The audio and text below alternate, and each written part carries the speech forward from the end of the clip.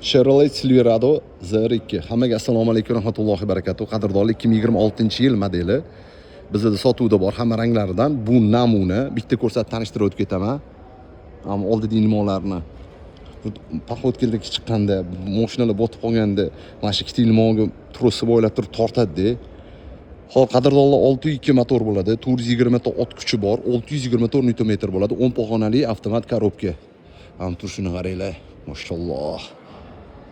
O'zimga ham juda yoqadi. Bu 26 model namuna. Guder MT balonda turibdi. Bu ramli pikap bo'ladi. Double cab. Бесключевой доступ слепой zona. Hamma narsasi bor ichida. Bu akustikada, sidena pamyat. Sidenlarda abdu fabogriflargacha bor. Head-up display, multirul. Rullamli pistokli, 10 pog'onali avtomat korobka.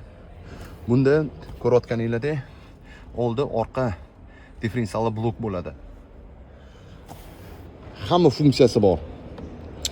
Yo'l tanlamas, shahar, qumli, keyin ani qorli joylarda bitta funksiyalarni bosib tanlaganda shunaqa yurib beradi. Tepada bu lyukli bo'ladi, 5 o'rindiqli. Orqadan bu arab bo'lgani uchun bu yerda ham turibdi.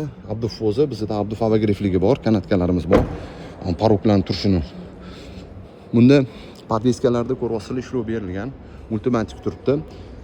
Bu mana shu pikaplarni bilasizlar, sal OTX yo'lda yurganda ba'zi sakratoradi. Bu sakratmasligi uchun. Yana aloqaga chiqsanglar to'liq ma'lumotlarni tashib beraman. Men oldinroq ko'rsatganimdek, bilasizlar, bu zinapoya bo'lib tushadi. Orqa yukxonasining ochilishi. Buksirovka 5 tonnagacha o'ynab kulib tortib tashlaydi. Bagaj hajmi bemalol 800 litr atrofida taxminan. Ko'rasizlar, orqa kamera, keyin buksirovka kameralargacha bor. O'ta go'zalda. Xudo xohlasa aloqaga chiqsanglar, inshaalloh mana shu videoni tagida bojxona yo'l kiri yozib qo'yaman. Hamma ma'lumotlari bor. Rasmlarga tashib beramiz. Chevrolet Silverado ZR2.